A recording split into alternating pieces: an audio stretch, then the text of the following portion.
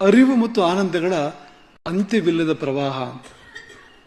ಅಮ್ಮನವರು ಅಂದ್ರೆ ಏನು ಅಂದರೆ ಅದು ಜ್ಞಾನದ ಪ್ರವಾಹ ಮತ್ತು ಆನಂದದ ಪ್ರವಾಹ.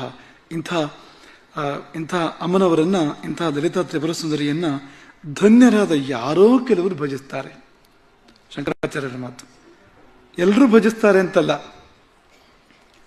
ಭಜಂತಿ ತ್ವಾಂ ಧನ್ಯಾ ಕತಿಚನ. ಈ ನೂರಾರು ಕೋಟಿ ಮನುಷ್ಯರ ಮಧ್ಯದಲ್ಲಿ ಯಾರೋ ಕೆಲವರು ಮಾತ್ರ ಅಂತ ಯೋಗವನ್ನು ಹೊಂದಿ ಹುಟ್ಟಿ ಬಂದಿರ್ತಾರೆ. ಅಂಥವ್ರಿಗೆ ಮಾತ್ರ ಅವಳನ್ನು ಭಜಿಸುವ ಅವಕಾಶ ಪ್ರಾಪ್ತ ಆಗ್ತದೆ. ಅವಳ ಕುರಿತಾಗಿ ಭಕ್ತಿ ಮಾಡುವಂಥ ಅವಕಾಶ ಪ್ರಾಪ್ತ ಆಗ್ತದೆ. ಉಳಿದವರಿಗೆ ಅವಳ ಕುರಿತು ಭಕ್ತಿ ಮಾಡುವ ಅವಕಾಶವೇ ಪ್ರಾಪ್ತ ಆಗೋದಿಲ್ಲ. ಅವಳ ಬಗ್ಗೆ ಕೇಳಿರೋದೇ ಇಲ್ಲ. ಯಾಕೆಂದ್ರೆ ಅಪರೂಪದ ವಸ್ತು ಎಲ್ಲರಿಗೂ ಸಿಗುವಂಥದ್ದಲ್ಲ.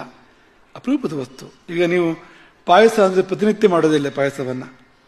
ಅಥವಾ ಒಂದು ಉತ್ತಮವಾದ ಭಕ್ಷ್ಯ ಅಂತಂದ್ರೆ ದಿನ ಮಾಡೋದಿಲ್ಲ. ಬೆಳಗಿನ ತಿಂಡಿಗೆ ಮಾಡ್ತಾರೆ ಪ್ರತಿದಿನೂ ಮೈಸೂರು ಪಾಕನ ಅಂದ್ರೆ ಇಲ್ಲ ಅಂತ. ಅದು ಎಲ್ಲೋ ಅಪರೂಪಕ್ಕೆ ಒಂದ್ಸತಿ ಹೋಳಿಗೆ ಮಾಡಬೇಕು ಅಂದ್ರೆ, ರೊಟ್ಟಿ ಮಾಡಿದಾಗ, ಚಪಾತಿ ಮಾಡಿದಾಗ ಹೋಳಿಗೆ ಮಾಡೋದಿಲ್ಲ, ಯಾವಾಗಲೂ ಒಂದ್ಸತಿ ಮಾಡ್ತಾರೆ ಅಂತ. ಹಾಗೆ ಈ ಅಪರೂಪದ ಒಂದು ವಸ್ತು ಅದು ಅಮ್ಮನವರು. ಅಂದ್ರೆ ಯಾರೋ ಕೆಲವರು ಮಾತ್ರ ಅವಳ ಬಗ್ಗೆ ಕೇಳ್ತಾರೆ, ಭಕ್ತಿಯನ್ನು ತಾಳ್ತಾರೆ ಮತ್ತು ಅವಳ ಉಪಾಸನೆಯನ್ನ, ಸೇವೆಯನ್ನು ಮಾಡ್ತಾರೆ.